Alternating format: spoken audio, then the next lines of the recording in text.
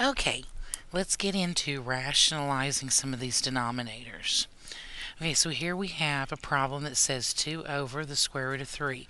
And we cannot leave things like this. This is bad form because we have an irrational number in our denominator. So what we need to do is we need to figure out how to change that into a rational number. What I'd really like to do is to figure out some way to turn this, since this is a square root, into 3 squared so that the root and the power would cancel each other out. So we have to figure out what do we have to multiply by to make that happen. Well, if I were to multiply that denominator by the square root of 3, the square root of 3 times the square root of 3 is the square root of 3 squared. We can do that as long as we do the same thing to the top, so that we're only multiplying technically by a 1 there. Now, 2 times the square root of 3 is actually 2 square roots of 3. Now we need to continue simplifying this. Because remember, your square root and your square undo each other.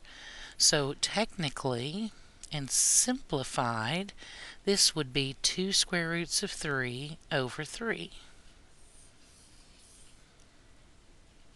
Now let's try another one.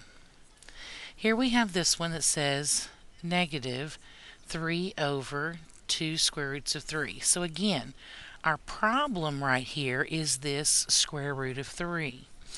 We really and truly need to figure out something that we can multiply it by so that we would have 2 times the square root of 3.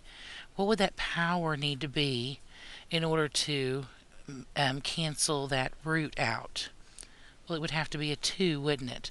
Because the square root and the square would undo each other. So that's what's going to help us figure out what we have to multiply by.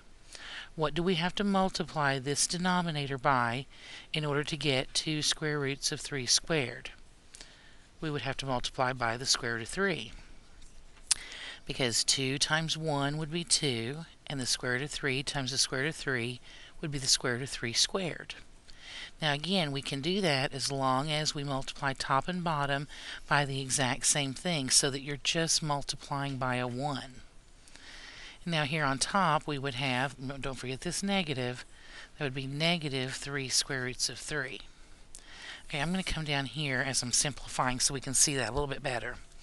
Okay, when we simplify, this will be 3 square roots of 3 on top, don't forget our negative sign, over 2 times the square root of 3 squared. Those will cancel each other out, and that just becomes a 3.